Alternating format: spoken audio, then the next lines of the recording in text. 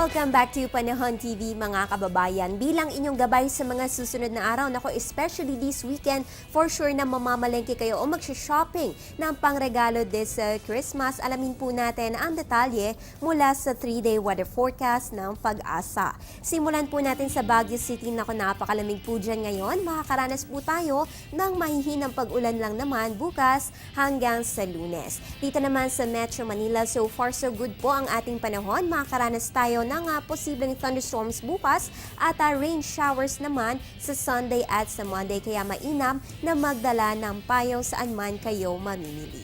Punta naman tayo sa Metro Cebu. Asahan po ang partly cloudy to cloudy skies sa susunod na 3 araw maliban lamang sa linggo kung kailan makakaranas tayo ng rainy weather condition.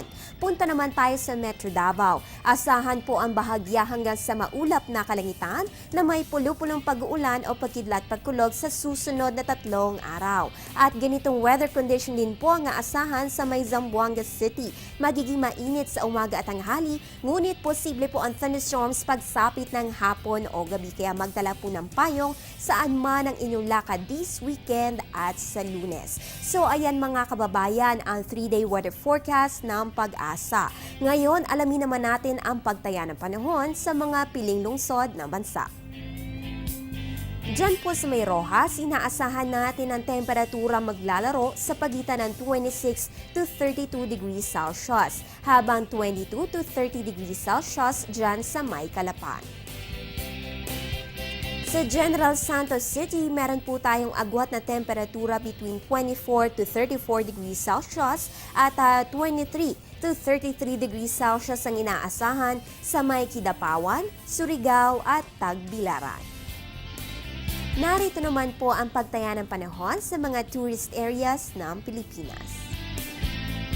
Simulan po natin dyan sa may Anilao. Meron po tayong 23 to 31 degrees Celsius habang maglalaro ang temperatura sa pagitan ng 14 to 22 degrees Celsius sa may Banawe. Diyan naman sa may Naga, 24 to 31 degrees po tayo mga kababayan, habang ang Boracay ay may 23 to 31 degrees Celsius, ganun din sa may El Nido. Sa extremes of temperature naman mga kababayan na naitala na Pag-asa, ang ating minimum po ay nasa 23.6 degrees Celsius na itala ng alas 6 ng umaga, habang ang ating maximum ay 31.9 degrees Celsius na naitala naman 1:50 ng hapon. Ang ating relative humidity ay maglalaro sa pagitan ng 59% to 92% 11 a.m. to 5 a.m. At ngayon naman mga kababayan, alamin po natin ang lagay ng panahon sa mga sakahan sa ating bansa. Dito po sa may Cagayan Valley, Cordillera at Ilocos regions, makakaranas po tayo dyan ng medyo maulap na kalangitan. Ang temperatura sa upland farms ay maglalaro sa pagitan ng 15 to 23 degrees Celsius, habang ang lowland farms ay may 21 to 30 degrees Celsius.